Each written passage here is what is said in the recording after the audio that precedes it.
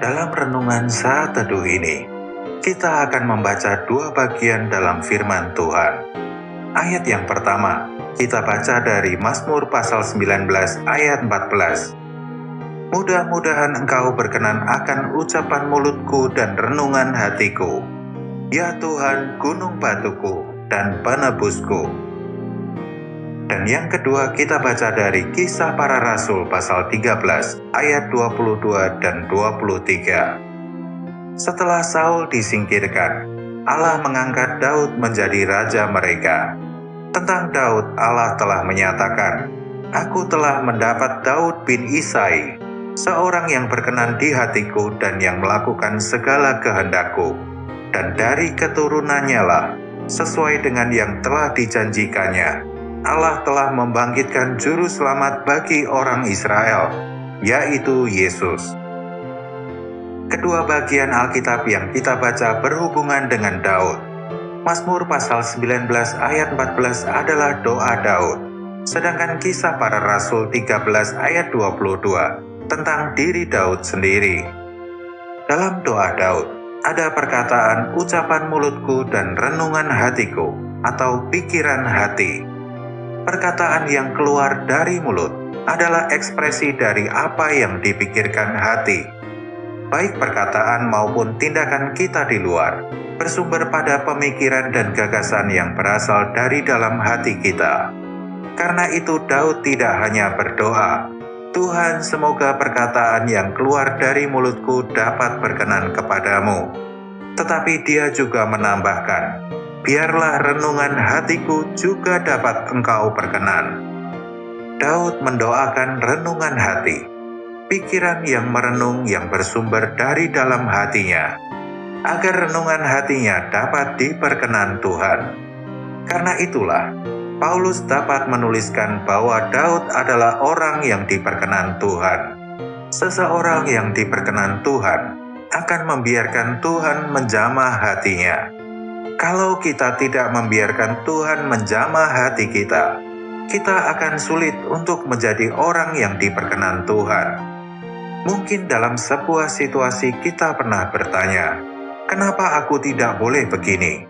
Kenapa aku tidak boleh berkata seperti itu? Atau kenapa aku tidak boleh mengekspresikan diri dengan cara ini?"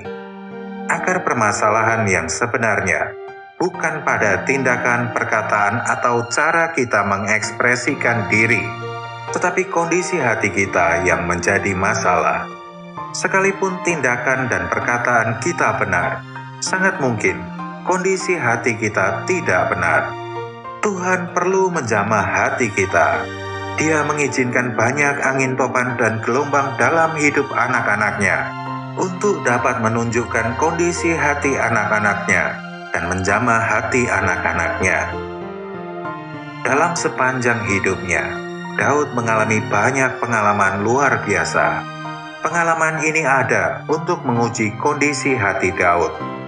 Daud direndahkan di rumah ayahnya saat Allah menyuruh Samuel untuk mengurapi salah satu dari anak Isai untuk menjadi raja. Isai mengumpulkan 7 anaknya dan dia melupakan Daud.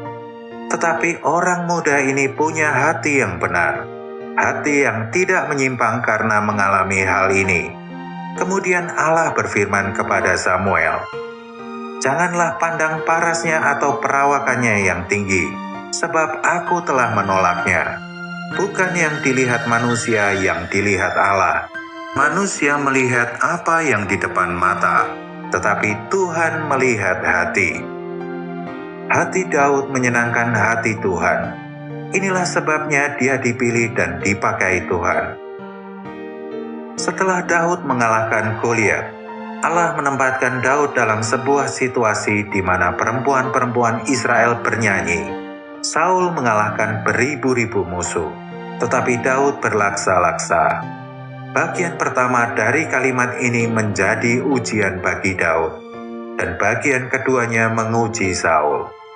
Amsal 27 ayat 21 menuliskan, "Kui untuk melebur perak dan perapian untuk melebur emas, dan orang dinilai menurut pujian yang diberikan kepadanya." Apakah kita merasa bangga bila orang lain memuji kita?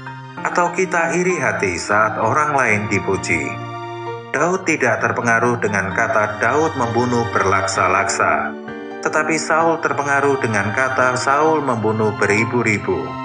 Kalimat ini membongkar kecemburuan Saul saat orang lain dipuji lebih dari kita. Apakah kita merasa cemburu atau tidak senang?